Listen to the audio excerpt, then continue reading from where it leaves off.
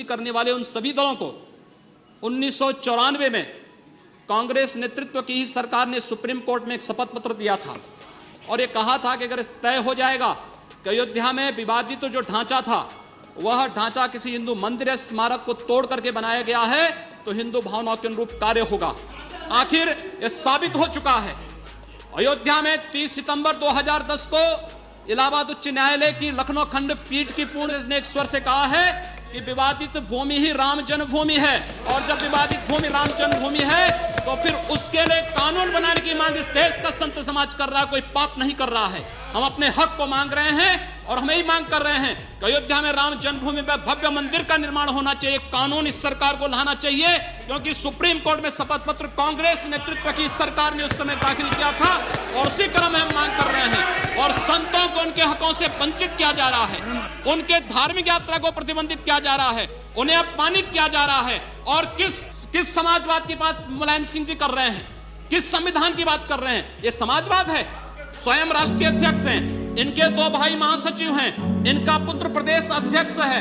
कौन से समाजवाद की बात करते हैं? परिवारवाद की बात करते हैं। बेवकूफ बना रहे हैं देश को।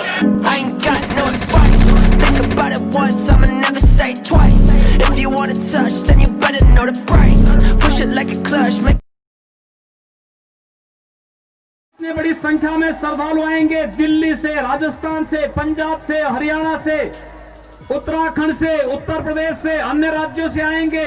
कौन सुरक्षा देगा? अरे हमने कहा ये हमारी जिम्मेदारी है सुरक्षा देना। लोगों ने कहा कि लोग हमला करेंगे, तो हमने एक बात कही, भाइयों बहनों, मैंने बात साफ कही। मैंने कहा देखो भाई, भगवान शिव की भक्तों की यात्रा है, कोई व्यवधान डालना चाहता है तो उसको तय करना है। अगर वो व्यवधान डालेगा हम उसको गोली से समझाएंगे, व्यवधान डाल करके दंगा कराएगा तो गोली उसको समझा देगी।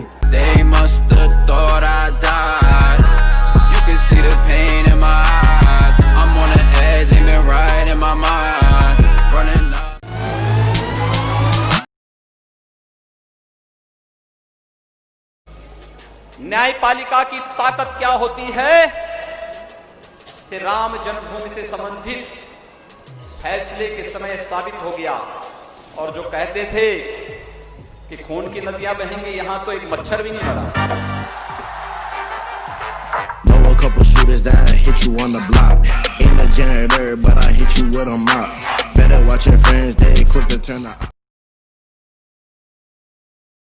अब इन्होंने अध्यात्म के बारे में समझा होता तो अध्यात्म के बारे में चर्चा करते हैं। तो लोग तो देखिए, यही अंतर है। इंडिया और इटली की संस्कृति में इतना ही अंतर है कि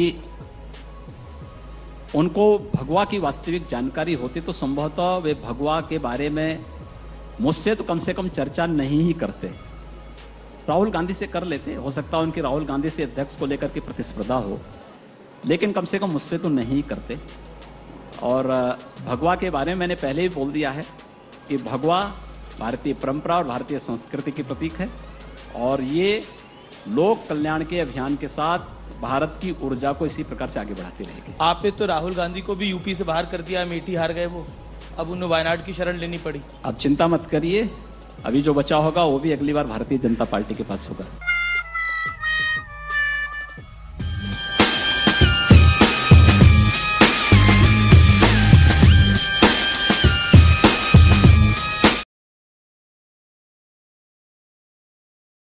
यहाँ पर इलीगल स्लॉटरिंग होती थी। हम लोग जब पहले दिन चार्ज लेने के बाद हमारा मंत्रिपरिषद बैठा था, हम लोगों ने प्रशासन से जानना चाहा कि भाई ये एनजीटी और सुप्रीम कोर्ट ने कुछ आदेश जारी किए हैं, क्या है सब, क्यों इसमें कार्रवाई नहीं हो रही? कहा साहब ये कभी नहीं हो सकता है। हमने कहा जो कभी नहीं हुआ वही तो करने के लिए हम लोग आए हैं और इसीलिए इलीगल स्लॉटरिंग 24 घंटे के अंदर बंद होनी ही चाहिए, ये हम चाहते हैं। तो जो इलीगल स्लॉटरिंग कर रहे थे तो बेरोजगार होंगे ना, लेकिन बेरोजगार के लिए उनको मजदूरी करनी पड़ेगी, मनरेगा उनके लिए है। वे लोग अगर अपराध करेंगे ठोक दिए जाएंगे और वही कार्य हम कर रहे थे।